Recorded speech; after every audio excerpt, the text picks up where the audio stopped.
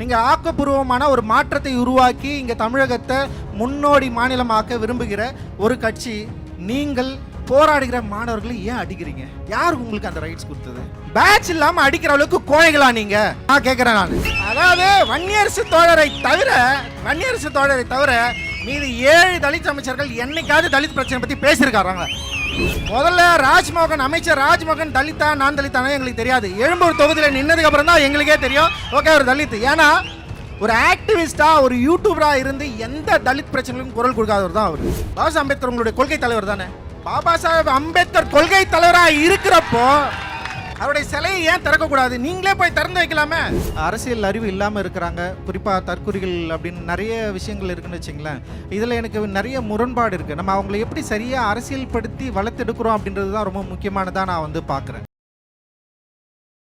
ஆச்சி மசாலா எந்த சமையலும் ருசி தேடும் ரகசியம் 20 ரூபாய். தமிழ்நாட்டுல எல்லாமே சேஞ்ச் ஆயிடுச்சு. உங்க நகையையும் சேஞ்ச் பண்ணுங்க. உங்க பழைய நகைக்கு கிராமுக்கு 150 ரூபாய் கூடுதலா வாங்கி புது நகை எடுத்துக்கோங்க. அதே கம்மி சேதாரம் தான் உங்க லலிதால மட்டும்தான். ஜெய் பீம். ஒரு இக்கட்டான சூழலில் உங்களை எல்லாரும் சந்திக்கிறதுல ரொம்ப மகிழ்ச்சி. இன்றைக்கி இந்தியா முழுக்க மாணவர்களுடைய தொடர் போராட்டம் மிகப்பெரிய அளவில் உருமாறி மக்களும் அவர்களோடு சேர்ந்து நிற்கிற ஒரு தருணத்தை நம்ம வந்து பார்த்துட்ருக்கோம். அண்ட் 2 நாளுக்கு முன்னாடி வெற்றிமாறன் சார் எனக்கு ஃபோன் பண்ணார். நம்ம எதுவும் பண்ணலையா ரஞ்சித்னு கேட்டார். அந்த வார்த்தை கூட ரொம்ப முக்கியமானதாக நான் நினைக்கிறேன். அண்டு இந்த போராட்டத்துக்கு மிக உந்துதலான முதல் குரலாக இயக்குனர் வெற்றிமாறன் இருந்தார். அவருக்கு இந்த மேடையில் நான் நன்றி தெரிவிச்சுக்கிறேன். அண்ட் அதே நேரத்தில் ஆக்டர் ரேவதி வந்திருந்தாங்க. அவங்களுமே வந்து நம்ம ஏதாவது பண்ணணும், நீங்கள் எதாவது பண்ணுறீங்களா, நாங்கள் உங்களோட சேர்ந்து நாங்கள் பண்ணுறோம் அப்படின்னு சொன்னாங்க. அண்டு எனக்குமே வந்து அந்த விஷுவல்ஸ் தொடர்ந்து இந்த போராட்டங்களை பார்க்குறப்போ, அந்த போராட்டத்தில் நடந்த வன்முறை இதெல்லாம் பார்க்குறப்போ நம்மளும் ஏதாவது ஒன்று பண்ணணும் அப்படின்னு யோசிச்சுட்டு இருந்த சமயத்தில் தான் நீலமில் இருக்கிற இப்போது நாங்கள் புதுசாக தொடங்க இருக்கிற நீலம் மாணவர் அமைப்பு அவங்க கூட வந்து டிஸ்கஸ் பண்ணி நம்ம ஏன் இந்த நிகழ்வை வந்து நீலம் மாணவர் அமைப்போடைய முதல் நிகழ்வாக அது ஏன் பண்ணக்கூடாது, இதை நம்ம பண்ணலாம், அவங்கள வச்சு இந்த ஆர்ப்பாட்டத்தை இந்த போராட்டத்தை வந்து நம்ம ஆரம்பிக்கலாம் அப்படின்னு முடிவு செஞ்சு எங்களுடைய செக்ரட்டரி உதயா அவர்களோட டிஸ்கஸ் பண்ணி அண்ட் தலைவர் ராஜசேகரன் அவர்களோட டிஸ்கஸ் பண்ணி தான் நாங்கள் வந்து இதை பண்ணோம். அண்டு இது ரொம்ப சூப்பராக வாசுகி பாஸ்கர் தோழர் அவர்களும் புளியந்தோப்பு மோகன் அவர்களும் அற்புதமாக வழிநடத்தி, என்னது சத்யராஜ் தானே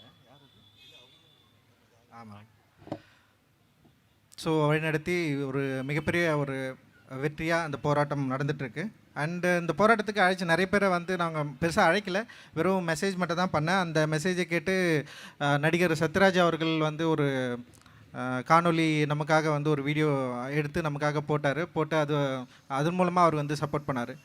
ஸோ இங்கே டெஃபினட்டாக ஒரு முக்கியமான விஷயத்துக்காக மக்களுடைய போராட்டத்துக்காக இறங்கி நம்ம நிற்கிறப்போ நம்ம மேலே சுமத்தப்படுற பொய்யான குற்றச்சாட்டுகள் மறைந்து போகும் அப்படின்ற ஒரு பெரிய நம்பிக்கை இருக்குது. அண்ட் பாபா சாஹேப் அம்பேத்கருடைய அந்த இக்னோர் பாலிசியை தான் நான் பொதுவாக ஃபாலோ பண்ணுவேன். எல்லாருக்கும் நிரூபிச்சுட்டு இருக்கிறது வந்து என்னுடைய வேலை இல்லைன்னு நான் நினைப்பேன். அண்ட் பாபா சாஹேப் அம்பேத்கரும் அதுதான் எனக்கு சொல்லி கொடுத்துருக்காரு. ஏன்னா நிரூபிக்கிறது இருக்குல்ல, யார்கிட்ட எப்போ என்ன, நான் யார், நீ எந்த பக்கம் நிற்கிற, நீ என் பக்கம் நிற்கிறியா, என்னுடைய குரலில் நீ எப்போ பேசுவ, இப்படி நீ பேசு, இன்னும் எத்தனை காலம் நீங்கள் டைரக்ட் பண்ணிட்டு போகிறீங்கன்னு எனக்கு தெரியவே இல்லை. ஆக்சுவலி நாங்கள் நின்னாச்சு, முன்னாடி வந்து பேசியாச்சு, இதுதான் எங்களுடைய குரல்னு சொல்லியாச்சு. இதற்கு பிறகு வந்து நீங்கள் விரும்புகிற மொழியை நான் தேர்ந்தெடுக்கணும்னு திருப்பி வந்து என்கிட்ட கேட்டுகிட்டே இருக்கிறது வந்து உங்களுடைய தோல்வியாக தான் இருக்கும் அப்படின்னு நான் நினைக்கிறேன். தயவு செஞ்சு முயற்சி செஞ்சு தோல்வி அடையாதீங்க. ஸோ எல்லாமே நிறைய விஷயங்கள் இருக்குது. இன்றைக்கி இப்போது கரப்பான் பூச்சி அமைப்பு வந்து மிக முக்கியமான ஒரு ரெவல்யூஷனரியான ஒரு மூமெண்ட்டாக நான் வந்து பார்க்குறேன். கிட்டத்தட்ட வந்து ஒரு என்ன சொல்கிறது, ஒரு சட்டையராக ஒரு பேர் வச்சு, ஏன்னா நம்மளை வந்து விமர்சிக்கிற ஒரு உயர்த்த நீதிமன்றம் வந்து நீதிபதி வந்து மிக மோசமாக விமர்சிக்கிறாரு. அந்த விமர்சனன்ற பேர்லேயே வந்து ஒரு அமைப்பை உருவாக்கி இத்தனை திரளான இளைஞர்களை உருவாக்க முடியுன்ற ஒரு நம்பிக்கை இருக்குல்ல, அது ரொம்ப முக்கியமானதாக நான் வந்து பார்க்குறேன். குறிப்பாக இன்றைக்கி ஜென்சி இளைஞர்கள் மேலே மிக முக்கியமான ஒரு குற்றச்சாட்டு இருக்குது. அவர்கள் ரொம்ப விளையாட்டுத்தனமாக இருக்கிறாங்க, அவர்கள் ஒரு அரசியல் நிலைப்பாடற்று இருக்கிறார்கள், அவர்கள் வந்து அரசியல் அறிவு இல்லாமல் இருக்கிறாங்க, குறிப்பாக தற்குறிகள் அப்படின்னு நிறைய விஷயங்கள் இருக்குதுன்னு வச்சிங்களேன். இதில் எனக்கு நிறைய முரண்பாடு இருக்குது. நம்ம அவங்கள எப்படி சரியாக அரசியல் படுத்தி வளர்த்தெடுக்கிறோம் அப்படின்றது தான் ரொம்ப முக்கியமானதாக நான் வந்து பார்க்குறேன். பட் அவங்களை அரசியல் படுத்தாத அந்த பிரச்சனைனால தான் கிட்டத்தட்ட 10 ஆண்டுகளாக நீட்டுக்காக பல பேரை இழந்தும் நம்ம இதை தீவிரமாக ஒரு போராட்ட வடிவமாக மாற்றாமல் இருக்கிறோம் அப்படின்னு நான் நினைக்கிறேன். நான் ஒவ்வொரு முறையும் அனிதாவை போல் ஏதோ ஒரு குழந்தை இறக்குறப்போ அனிதாவுக்காக நம்ம வந்து ரோட்டில் நின்னுமே, அனிதாவுக்காக நம்ம வந்து பேசணுமே, அனிதாவுக்கு அப்புறம் பிரதீபா இருந்தா, பிரதீபாவுக்கு அப்புறம் நிறைய பேர் இறந்தாங்களே, இன்னும் இறந்துகிட்டே இருக்காங்களே. அப்போ போன ஆட்சி வந்தப்போ வந்து இன்னும் நிறைய பேர் அப்படியே இறந்துகிட்டே இருக்கிறப்போ வந்து வெறும் அறிக்கைகளாகவும் இது வந்து மாறிடும், இல்லை இது மாறாது. இப்போ கிட்டத்தட்ட இந்த ஆட்சி வந்தாச்சு, திரும்பவும் அதே அதிகார வர்க்கங்கள் என்ன சொல்கிறாங்கன்னா, திருப்பி நம்மக்கிட்ட பவர் இல்லை, திருப்பி வந்து நாங்கள் வந்து இன்னொருத்தர்கிட்ட தான் வந்து போய் நிற்க வேண்டிய தேவை இருக்குது. இதை அப்படியே நம்ம தொடர்ந்து பார்த்துக்கிட்டே இருக்கிறப்போ வந்து ஒரு பெரிய ஒரு சலிப்பும் ஒரு விரக்தி மனப்பான்மையும் தான் தொடர்ந்து நம்மக்கிட்ட இருக்கிறத நம்மளால் ஈஸியாக அண்டர்ஸ்டாண்ட் பண்ணிக்க முடியுது. நம்மளால் எதுவுமே பண்ண முடியலையே அப்படின்றது இருக்குல்ல. இப்போ நான் மட்டும் இல்லை, இப்போ இன்றைக்கி வந்து கரப்பான் பூச்சி அமைப்பு அவங்க ஒரு தூண்டிருக்காங்க. அந்த தூண்டுதல் வந்து இன்றைக்கி இந்தியா முழுக்க உருவானதுனால நாமமும் அவங்க கூட சேர்ந்து நம்ம நிற்கணுன்றதுக்காக இன்றைக்கி ஒரு ஸ்டேஜில் வந்து நிற்கிறோம். ஆனால் இத்தனை ஆண்டு காலம் அதே பிரச்சனை நம்மக்கிட்ட வாக்குறுதி கொடுத்த அதே அரசியல் கட்சிகள் அப்படியே வேறு வேறு முகமெல்லாம் மாறி நிற்கிறத நம்மளால் வந்து பார்க்க முடியுது. ஆனால் நமக்குள்ளே இருக்கிற அந்த போராட்ட உணர்வும் ஒரு போராட்ட எண்ணமும் ஒரு இடத்துல மழுங்கியும் இன்னொரு இடத்துல வந்து கொஞ்சம் வெளிப்படைத்தன்மையும் இன்னும் வந்து இப்போ ஒரு மூமெண்ட் வந்து இப்போ பயங்கரமாக போராட்டிட்டு இருக்காங்க. அதுக்கு மக்களுடைய ஆதரவு அதிகமாக இருக்கிறதுனால இப்போ நம்ம வந்து இங்கே வந்து கூடியிருக்கிறத நம்ம வந்து பார்க்குறத வந்து கிட்டத்தட்ட ஒரு அயற்சியாக தான் இருக்குது. காரணம் என்னென்னா, எனக்கு அந்த கரப்பான் பூச்சி அமைப்புடைய அந்த நிறுவனர் வந்து வரப்போ பாஸ் அம்பேத்கர் ஃபோட்டோ எடுத்துகிட்டு வருவார் வெளியே வரப்போ. எனக்கு ஆனால் பயம்தான் இருந்தது ஆக்சுவலி. ஏன்னா பாஸ் அம்பேத்கர் பேரை சொன்னாலே அவன் ஒரு காஸ்ட்டுன்னு சொல்லி அவன் வந்து ஒரு தலித், அவன் ஒரு ஜாதிக்கு அவன் அது அப்படி தான் அவன் பேசுவான், அவன் வந்து அம்பேத்கரிஸ்ட்டு, அவன் ஒரு எக்ஸ்ட்ரீமிஸ்ட்டு, அவன் வந்து காஸ்ட் ஐடியாலஜி உள்ளவன் அப்படின்னு அவரையும் பேசிடுவாங்களோன்னு ஒரு பயம் இருந்தது எனக்கு. அவர் வந்து அந்த டெல்லியில் போராட்டத்தில் உட்கார்றப்போ ஃபஸ்ட்டு வந்து கம்மியாக தான் கூட்டம் இருந்தது. அந்த கூட்டத்தை பார்த்தவொடனே எனக்கு இன்னும் பயம் இருந்தது. இவர் வந்து வெளிநாட்டில் படிச்சிருக்காரு, ஒரு நல்ல உயர்கல்வியை பெற்றிருக்காரு, அங்கேருந்து வந்து எந்த நம்பிக்கையில் வந்து எந்த மக்களை நம்பி பாஸ் அம்பேத்கருடைய புகைப்படத்தை உயர்த்தி இவர் ஒரு போராட்டத்தை முன்னெடுக்கிறாரு.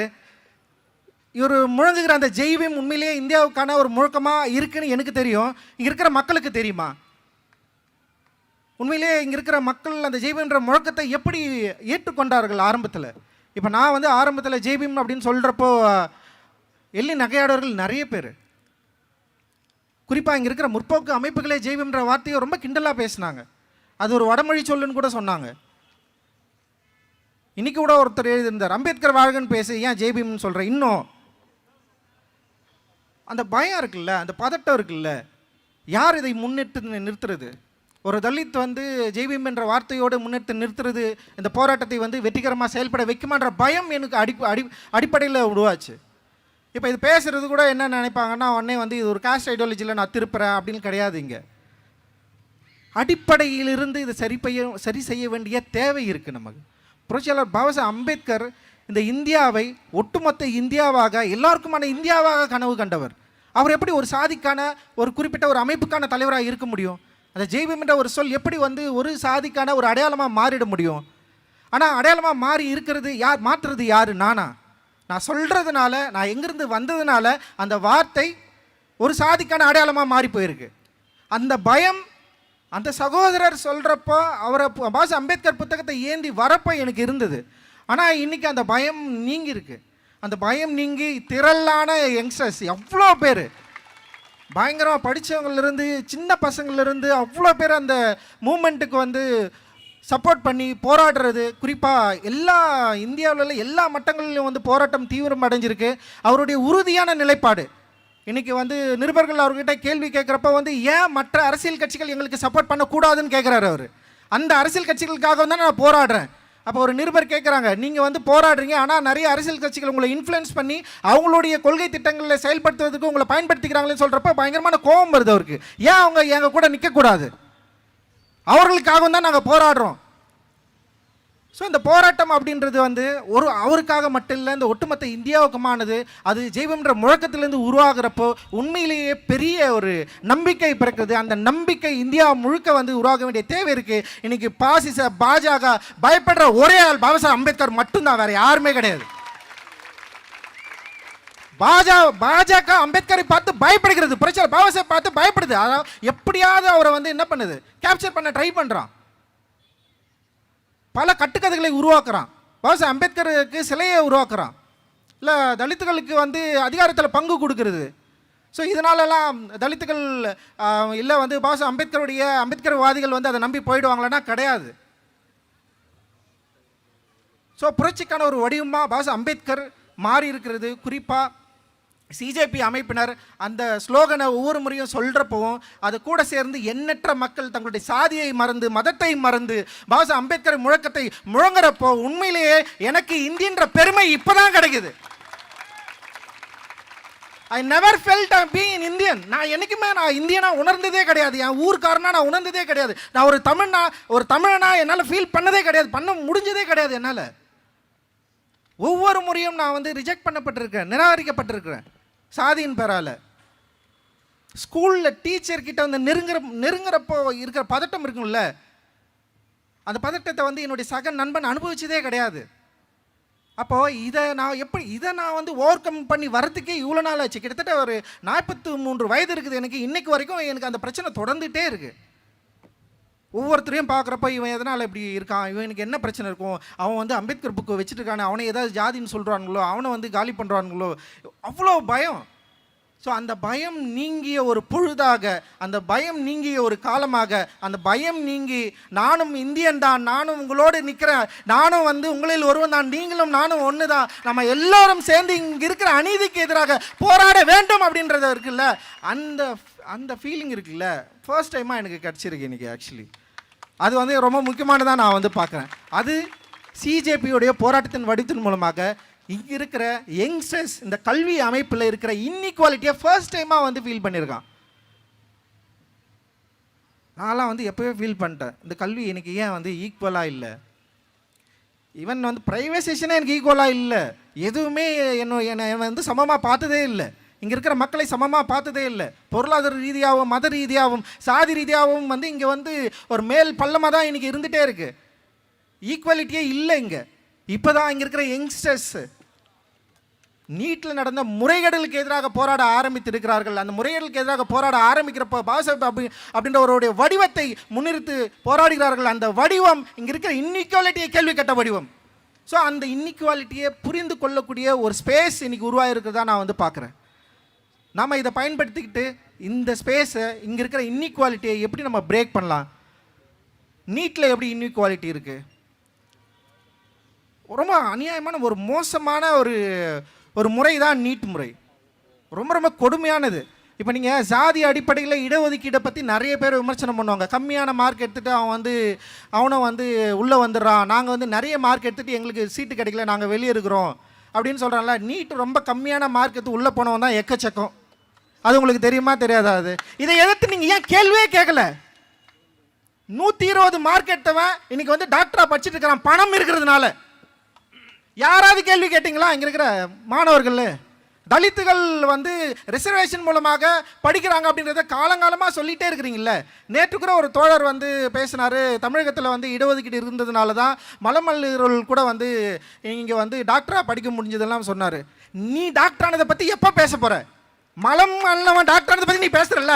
நீயே ஒரு மிகவும் பிற்பட்ட சமூகத்திலேருந்து வந்திருக்கிற, உனக்கு இடஒதுக்கீடு மூலமாக தான் டாக்டர் வேலையே கிடச்சிருக்கு, டாக்டர் படிப்பே கிடச்சிருக்கு. நீ எப்போ அதை பற்றி பேச போகிற?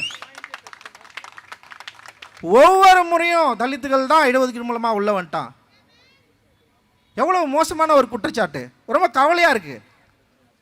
எப்போ இதை வந்து நம்ம பேச போகிறோம்? அப்படி இருக்கிற பட்சத்தில் தான் 120 மார்க்கு 200 மார்க் எடுத்த நீட்டில் எடுத்த மாணவர்கள் இன்றைக்கி வந்து மருத்துவராக படிச்சுட்டு இருக்காங்க. காரணம் பணம்.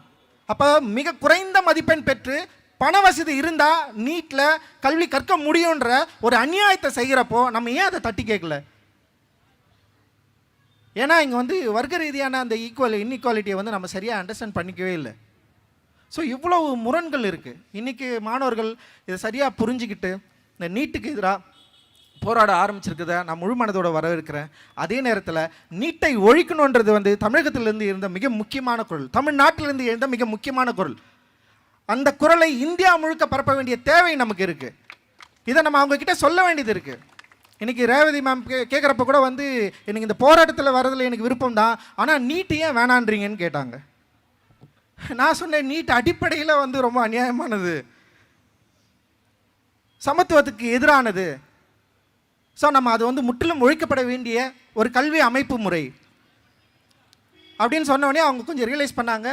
ஓகே, எனக்கு சில விஷயங்கள் புரியுது, ரொம்ப நன்றி. ஆனால் அவங்க அந்தளவுக்கு புரிஞ்சுக்கிட்டாங்களா இல்லையான்னு தெரியல. என்னால் முடிஞ்ச அளவுக்கு நான் வந்து அவங்கள வந்து புரிய வச்சேன். ஸோ இப்படி இருக்கிற பட்சத்தில் தான் அந்த போராட்டம் அப்படின்றது வந்து மாணவர்கள் கையில் எடுக்கிறாங்க. ரொம்ப மோசமான ஒடுக்குதலை நம்ம வந்து பார்க்குறோம். பிஜேபி ஒடுக்கும், நான் வந்து ஒத்துக்கிறேன். தமிழக அரசு ஏன் ஒடுக்கணும்? பிஜேபி மாணவர்களை அடிக்குது. ஏன்னா வந்து அடிப்படையில் இங்கே இருக்கிற ஒரு ஈக்குவாலிட்டிக்கு எதிரான ஒரு கட்சி, ஒரு பாசிசத்தை வளர்த்தெடுத்த கட்சி. நீங்கள் பாசிசத்துக்கு எதிரானவர்கள். நீங்கள் ஆக்கப்பூர்வமான ஒரு மாற்றத்தை உருவாக்கி இங்கே தமிழகத்தை முன்னோடி மாநிலமாக்க விரும்புகிற ஒரு கட்சி. நீங்கள் போராடுகிற மாணவர்களை ஏன் அடிக்கிறீங்க? யாருக்கு உங்களுக்கு அந்த ரைட்ஸ் கொடுத்தது? பேட்ச் இல்லாமல் அடிக்கிற அளவுக்கு கோழைகளா நீங்கள்? நான் கேட்குறேன். நான் பேட்ச் குத்தாம அடிக்கிற அளவுக்கு கோழைகளா நீங்க இருக்கிறீங்க. அடிக்கணும்னு முடிவு எடுத்துட்டீங்க, அடிங்க. அதை எதிர்கொள்ள நாங்கள் தயாராக இருக்கிறோன்ற. நான் 8 தலித் அமைச்சர்களை கொடுத்துட்டோம். சரி, அந்த 8 தலித் அமைச்சர்கள் என்னைக்கு தலித் பிரச்சனைகள் கிட்டத்தட்ட 2 மாசம் ஆயிடுச்சுங்க. அதாவது வன்னியரசு தோழரை தவிர மீது 7 தலித் அமைச்சர்கள் என்னைக்காவது தலித் பிரச்சனை பத்தி பேசியிருக்காங்க? முதல்ல ராஜ்மோகன், அமைச்சர் ராஜ்மோகன் தலித்தா நான் தலித்தானே எங்களுக்கு தெரியாது. எழும்பூர் தொகுதியில் நின்னதுக்கு அப்புறம் தான் எங்களுக்கே தெரியும், ஓகே ஒரு தலித். ஏன்னா ஒரு ஆக்டிவிஸ்டா, ஒரு யூடியூபரா இருந்து எந்த தலித் பிரச்சனைகளுக்கும் குரல் கொடுக்காதவர் தான் அவர். எப்பயாவது எங்கேயாவது தலித் பிரச்சனைகளுக்கு குரல் கொடுத்துருக்காரா அவர்? ஆம்சாங் அண்ணா படுகொலைக்கு சில வீடியோக்கள் வந்து போட்டிருக்காரு அவர். மற்றபடி என்றைக்கும் தலித்துகளோட பிரச்சனைகள் கூட நின்னதே கிடையாது. அவர் அமைச்சர் ஆனானா ஆகலை, எனக்கு புரியவே இல்லை எங்களுக்கு. அதை நீங்கள் பாருங்கள், உங்கள் கட்சியில் அவரை நீங்கள் அமைச்சர் ஆக்கி கொள்ளுங்கள், நல்ல விஷயம். நீங்கள் ஒரு தலித் ரெப்ரஸன்டேட்டிவ் கொடுத்துன்னு சொல்லிக்கோங்க. ஆனால் அது மாற்றம் கிடையாது. இப்போ வன்னியரசு தோழர் மாதிரி அவருக்கு பவர் கிடைச்சவனே அவரால் சில விஷயங்களை செய்கிறார்ல, உண்மையிலே நாங்கள் பாராட்டுகிறோம். நேரடியாகவே வன்னியரசு தோழருக்கும் எனக்கும் நிறைய முரண் இருக்குது, நான் இல்லைன்னு சொல்ல. ஆனால் வன்னியரசு தோழருடைய அமைச்சர் வன்னியரசு தோழருடைய நடவடிக்கைகளை பார்த்து நான் வியந்தேன். உண்மையிலே மகிழ்ச்சி. அவருக்கு இந்த மேடையில் நான் பாராட்ட கடமைப்பட்டிருக்கிறேன். ஆனால் தாவக்கையுடைய மற்ற 7 தலித் அமைச்சர்கள் என்ன செஞ்சீங்க? அம்பேத்கர் சிலை கால் மேல் கால் போட்டு உட்காந்துருக்கேன். சேலம் மாவட்டத்தில் அம்பேத்கர் சிலையே திறக்க முடியல. ஏன் திறக்கல? 15 பேர் அடிச்சு ரிமாண்ட் பண்ணி வச்சிருக்கான். கொடூரமாக கொலை வழக்கு கேஸ் போட்டிருக்கான். நாங்கள் போய் உதயா தலைமையில் அங்கே போயிட்டு வந்து பேசுகிறாங்க. ஆனால் இன்னைக்கு வரைக்கும் ஒரு ரெஸ்பான்ஸ் இல்லை. நாங்கள் என்ன கேட்குறோன்னா, அரசு விழாவாக பாபா அம்பேத்கர் சிலையை திறங்குற 6 வருஷத்துக்கு முன்னாடி அனுமதி பெற்ற அம்பேத்கர் சிலை கால் மேலே கால் பட ஒரே காரணத்துக்காக இன்னும் திறக்க முடியாமல் இருக்கு. பாபா அம்பேத்கர் உங்களுடைய கொள்கை தலைவர் தானே? பாபா சாஹேப் அம்பேத்கர் கொள்கை தலைவராக இருக்கிறப்போ அவருடைய சிலையை ஏன் திறக்கக்கூடாது? நீங்களே போய் திறந்து வைக்கலாமே. உங்களுடைய கொள்கை தலைவரை மக்கள் ஒரு சாதி ரீதியாக பார்க்குறாங்க, அவரை வந்து பெரிய பெரிய தகடு போட்டு வந்து மறைக்கிறாங்க. உங்களுக்கு கோவம் வரணுமா வரக்கூடாதா? உங்களுக்கு கோவம் வரல. 7 தலித் அமைச்சர்களுக்கு கோவம் வந்ததா? வரல. அப்போ நாங்கள் சொல்கிறோம், அந்த 7 தலித் அமைச்சர்கள் எங்களுடைய ரெப்ரசன்டேட்டிவ் கிடையாது. நாங்கள் அங்கே போராடுகிறோம். இன்னும் கூட நீங்கள் வந்து இப்போ தான் புதுசாக ஆட்சிக்கு வந்திருக்கிறீங்க, கிரேஸ் டைம் இருக்குது, ஓகே எடுத்துக்கோங்க, இன்னும் எவ்வளோ நாள் எடுத்துக்கிறீங்களோ எடுத்துக்கோங்க. நாங்கள் என்ன கேட்குறோன்னா, வாங்க உங்களுடைய தலைமையிலேயே சேலம் மாவட்டத்தில் இருக்கிற பாபா அம்பேத்கர் சிலையை நம்ம வந்து திறப்போம். ஒரு பெரிய அரசு விழாவாக கொண்டாடுவோம். கைது செய்யப்பட்ட 15 அப்பாவி மக்களை தயவு செய்து விடுதலை செய்யுங்க. அவங்க மேலே இருக்கிற கொலை வழக்க உடனே வந்து அதிலிருந்து விடுவீங்க. அவங்கள வாய்ப்பு இருக்கானா? கிடையாது. ஏன்னா இந்த அரசு என்பது அதிகாரிகளோட அரசு, அமைச்சர்களுடைய அரசெல்லாம் கிடையாது, அதிகாரிகளுடைய அரசாக தான் செயல்படுது. அதிகாரிகள் மிக மூர்க்கமாக அதே பழைய ட்ரெடிஷ்னலான ஸ்டைல் அப்படியே பண்ணிருக்காங்க. ஒரு ஜாதி பிரச்சனைனா 2 பேரையும் வந்து தட்டு நிற்கிறது. புரியல, இது இன்னும் எவ்வளோ காலம் தொடரப்போகுது? யாரை நாங்கள் எதிர்பார்த்து கொண்டு இருக்கிறோம்? இன்னும் யாருக்கு எதிர்பார்த்து எங்களை ஓட்டை செலுத்து கொண்டே இருக்கிறோம்? ஸோ இப்படி இருக்கிற சூழலில் தான் இன்னைக்கு நீட்டுக்காக போராடுற இங்கே இருக்கிற யங்ஸ்டர்ஸ், இங்கே இருக்கிற எஸ்எஃப்ஐ முற்போக்கு மாணவர்கள் இயக்கத்தில் இருக்கிற தோழர்கள் நிறைய பேர் அடி வாங்குறத பார்க்குறப்ப வந்து உண்மையிலேயே அந்த வீடியோக்களை வந்து இங்கே இருக்கிற முதல்வர் பார்க்கலையா? ஏன் அவர் இந்த வீடியோக்களை பார்க்கல? ஏன் போலீஸ் காவலர்களை வைத்து அவர்களை ஒடுக்க வேண்டும்? நீங்கள் தான் நீட் எதிர்ப்பாளர் தானே, நீட்டை நீங்கள் எதிர்க்கிறீங்க. நீட்டை ஒழிக்கணுன்ற ஒரு கொள்கையில் உள்ள உங்களுக்கு ஒரு திட்டம் இருக்குது. அப்போ நீங்களே ஒரு இடத்த கொடுங்க, ஒரு பெரிய இடம் கொடுங்க எங்களுக்கு. மாணவர்கள் போராடட்டும், அறவழிகள் போராடட்டும், மாணவர்களோட குரலுக்கு வந்து செவி கொடுங்க. இதுதான் இந்த நிகழ்வோட மிக முக்கியமான கோரிக்கையாக நாங்கள் வைக்கிறோம். மாணவர்களுக்கு போராடுவதற்கான ஒரு இடத்தை அரசே நிர்ணயித்து கொடுங்க. அப்படி கொடுக்குறப்ப உங்களோடு சேர்ந்து நாங்களும் போராடுகிறோம். உங்களோடு சேர்ந்து நாங்கள் கனவு கண்ட அந்த நீட்டை முற்றிலுமாக ஒழிக்கலாம். வாங்க முதல்வர் அவர்களே, அனுமதியெல்லாம் எல்லாமே டிக்கெட் பண்ணிக்கலாம் சொல்றாரு.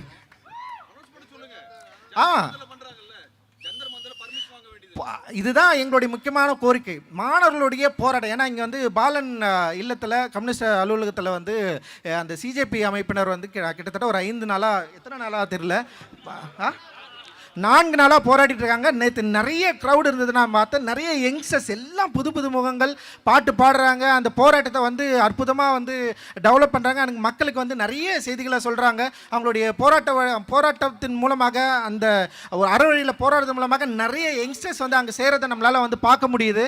அது ஏன் வந்து ஒரு கட்டுப்பாடான ஒரு இடத்துல வைக்கணும்? இன்றைக்கி ஏன் வந்து மெரினாவை வந்து பூட்டணும்? எனக்கு புரியவே இல்லை. ஸோ மக்களோடு சேர்ந்து நிற்கிற முதல்வராக நீங்கள் இருக்க வேண்டும் என்பதுதான் எங்களுடைய விருப்பம். மாணவர்களோடு சேர்ந்து நிற்க வேண்டிய முதல்வராக இருப்பது தான் எங்களுடைய விருப்பம். நீங்கள் விரும்பிய நீட்டு ஒழிப்பை எங்களோடு சேர்ந்து களம் கண்டு போராட அனுமதித்து நீங்கள் இதை முன்னெடுத்து நீட்டை முற்றிலுமாக ஒழிக்க வேண்டும் அப்படின்ற வேண்டுகோள் தான் எங்களுக்கு வந்து ரொம்ப அவசியமானதாக நாங்கள் வந்து இங்கே பார்க்குறோம். அண்டு இன்னொரு இடத்துல வந்து எப்பவுமே ஆட்சியாளர்கள் அதிகாரத்தில் வந்தவொடனே என்ன பண்ணுறாங்கன்றது தான் இங்கேயும் இருக்கிறதா நான் வந்து பார்க்குறேன். ஏற்கனவே இருந்த அரசும் பவர் வந்ததுக்கப்புறம் வந்து அதை அந்த பவரை இழக்காமல் இருக்கிறதுக்காக என்ன காம்ப்ரமைஸ் பண்ண முடியுமோ அதை பண்ணாங்க. அதே தான் இங்கேயும் நடந்துகிட்டு இருக்குது. ஸோ இங்கே வந்து என்னென்னா, ஆட்சி ஆரம்பித்த உடனே பாபா அம்பேத்கர் சிலையை திறக்க முடியலன்னா என்ன காரணம் சொல்லுங்கள் பார்க்கலாம்? வேறு ஒன்றும் கிடையாது. சாதியாளர்களுக்கு அவங்க வந்து பயப்படுறாங்க. நீங்கள் போயிட்டு திறந்து வச்சுட்டிங்கன்னா ஆப்போசிட் காஸ்ட் வந்து இவங்களை வந்து பழிக்கும், ஆப்போசிட் காஸ்ட் ஒரு பிரச்சனை பண்ணும். இல்லைன்னா இப்போ வர ஓட்டு இருக்குல்ல, உள்ளாட்சி மன்ற ஓட்டில் இருக்கலாம், அவங்களுக்கு ஓட்டு விழாது. அவள்தான் ஓட்டு விழாது, நம்ம வந்து அதிகாரத்தை இழந்துருவோம். ஸோ அதிகாரத்தை தக்க வைத்து கொள்வதற்கு இந்த காம்ப்ரமைஸ் தேவை. சாதி ரீதியான, மத ரீதியான, வர்க்க ரீதியான, பொருளாதார ரீதியான காம்ப்ரமைஸோடு தான் நாங்கள் இயங்குவோம்னு நீங்கள் சொல்ல வரீங்களா அப்படின்றது தான் என்னுடைய ஒரு கேள்வி. ஸோ இந்த கேள்வியோட எங்களுடைய போராட்டத்துக்கு, மாணவர்களோட போராட்டத்துக்கு நீங்கள் செவி சாய்க்க வேண்டும். ஒரு நிரந்தரமாக இல்லை இந்த நீட் பிரச்சனையை இந்திய அளவு மாணவர்களும் சேர்ந்து ஒரு தீர்க்கமாக ரொம்ப வீரியமாக போராட, அறவழியில் போராட, அவர்களுக்கான ஒரு பாதுகாப்பான ஒரு போராட்ட வழிமுறையோடு கூடிய ஒரு இடத்த நீங்கள் வந்து தேர்ந்தெடுத்து கொடுக்கணும். அண்ட் அதே நேரத்தில் உங்களுடைய நீட் எதிர்ப்பு என்பது வெறும் சொல்லாக, வெறும் பேச்சாக, வெறும் எழுத்தாக இல்லாமல் எங்களோடு சேர்ந்து நீங்களும் கூட இருந்து போராடி இதை நாம் வந்து வென்றெடுக்க வேண்டும். அந்த வென்றெடுத்துல தான் நம்முடைய யங்ஸ்டருடைய எதிர்காலம் இருக்குது. ஸோ அந்த எதிர்காலத்தை இன்றைக்கி பாபா அம்பேத்கருடைய ஜெய்பீம் என்ற முழக்கத்தோடு ஆரம்பித்து இன்றைக்கி வந்து இந்தியா முழுக்க வந்து ஒரு பெரிய ஒரு பாய்ச்சலை நிகழ்த்தி கொண்டிருக்கிற சிஜேபி அமைப்போடு நாம் கூட நிற்பதில் எங்களுக்கு பெருமை. நீங்களும் எங்களோடு கூட நில்லுங்கள். இங்கே வந்திருக்க எல்லா தோழர்களுக்கும் என்னுடைய நன்றி. நான் பெரிதும் மதிக்கிற என்னுடைய இயக்குநர்கள், சக தோழர்கள் நிறைய பேர் வந்து இங்கே இருக்காங்க. அவங்க கொடுத்த சப்போர்ட், இந்த ஒரு ஷார்ட் டைமில் இவ்வளோ பேர் வந்து திரண்டது இந்த அமைப்புக்கு வந்து ஒரு பெரிய ஒரு கூடுதல் நம்பிக்கை இருக்குது. அதே நேரத்தில் வந்து காவலர்களுடைய ஒத்துழைப்பும் மிக மிக முக்கியமானதாக நான் வந்து பார்க்குறேன். அண்ட் உங்கள் எல்லோருக்கும் என்னுடைய ஜெய்பீம் கலந்த நன்றியை தெரிவித்துக் கொள்கிறேன். ஜெய்பீம். எந்த சமையலும் ருசி தேடும் ரகசியம் 20 ரூபாய். ரூபாய். தமிழ்நாட்டுல எல்லாமே சேஞ்ச் ஆயிடுச்சு. உங்க நகையையும் சேஞ்ச் பண்ணுங்க. உங்க பழைய நகைக்கு கிராமுக்கு 150 ரூபாய் கூடுதலா வாங்கி புது நகை எடுத்துக்கோங்க. அதே கம்மி சேதாரம் தான் உங்க லலிதால மட்டும்தான்.